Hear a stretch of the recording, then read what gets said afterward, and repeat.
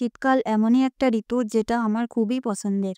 আসসালামু আলাইকুম এভরিওয়ান, কেমন আছেন সবাই? সকালে ঘুম থেকে উঠেই দেখি আমাদের বাড়ির চারপাশে সাদা কুয়াশার চাদরে ঢেকে গিয়েছে। এটা হলো আমাদের সুপারি বাগান, যেটা অনেক অপরিষ্কার ছিল। আমার আব্বু এটা পরিষ্কার করে প্রতিটি সুপারি গাছের গোড়ায় চুইঝাল গাছ লাগিয়ে দিয়েছে। সুপারি বাগান ছাড়াও আমাদের মাল্টা বাগান আছে। এখন মাল্টার সিজন না হওয়ায় মাল্টা গাছে মাল্টা নেই। এই শীতের সকালে কুয়াশায় মাল্টা বাগান অনেক সুন্দর ও মনোরম লাগছিল।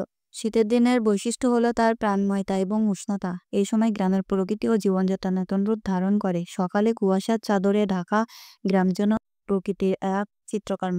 মাল্টা বাগানের পাশেই আমাদের হলুদের ক্ষেত ও সিমের ক্ষেত। এখানে প্রতি বছর অনেক হলুদ হয় ও অনেক ধরনের সবজি চাষ করা হয়।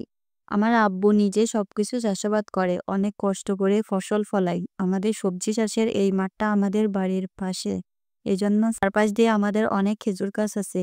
সকালে কুয়াশার মধ্যে গাছিরা আমাদের খেজুর গাছ কাটতে আইছে। শীতকালে খেজুরের রস সংগ্রহ করবো এই জন্য। শীতকালে আরেকটি আকর্ষণীয় খাবার হচ্ছে চাল কুমড়ার বড়ি।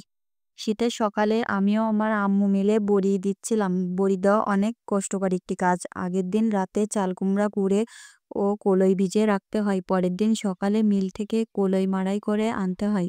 তারপর সেটা অনেক ফেনাতে হয় হাত দিয়ে 1 থেকে 2 ঘন্টা। তারপর সেটা গোল গোল বলের মতো করে রোদে দিতে হয়। এটা বিভিন্ন তরকারির সাথে খেতে অনেক মজা। আমাদের ছাদে বড়িগুলা এভাবে আমরা 6 থেকে 7 দিন শুকাবো। যত বেশি শুকানো যাবে তত ভালো হবে।